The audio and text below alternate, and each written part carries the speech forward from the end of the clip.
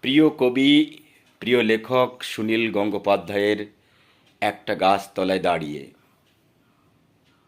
একটু বলার চেষ্টা করছি, শুনুন।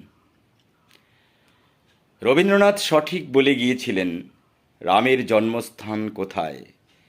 যারা তা মানে না, মানতে চায় না, তাদের কবিতা ও গানে, শিল্পে ও মনসুষমায় কোনো অধিকার নেই।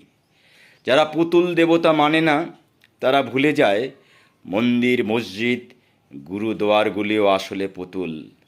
তারা আত্মছলনাময়।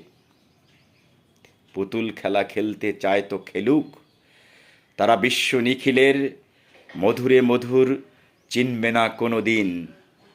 এতগুলো শতাব্দী গড়িয়ে গেল, মানুষ তবু ছেলে মানুষ থেকে গেল, কিছুতেই বড় হতে চায় না। এতগুলো শতাব্দী গড়িয়ে গেল, মানুষ তবু ছেলে মানুষ থেকে গেল, কিছুতেই বড় হতে চায় না। এখনো বুঝল না যে আকাশ শব্দটার মানে চট্টগ্রাম কিংবা বাঁকুড়া জেলার আকাশ নয়। মানুষ শব্দটাতে কোনো কাঁটা তারের বেড়া নেই। ঈশ্বর নামে কোনো বড়বাবু এই বিশ্ব সংসার চালাচ্ছেন না।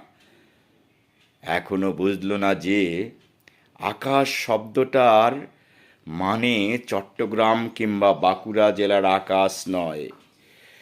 মানুষ শব্দটাতে কোনো কাঁটা তারের বেড়া নেই। ঈশ্বর নামে কোনো বড়বাবু এই বিশ্ব সংসার চালাচ্ছেন না। ধর্মগুলো সব রূপ কথা।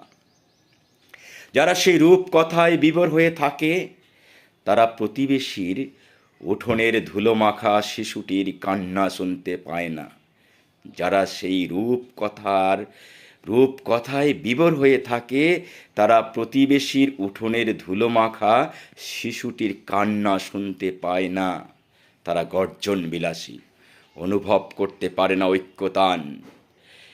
কিছু কিছু মানুষ আমাদের সাবালক করার জন্য মাথা খুঁড়ে গেলেন।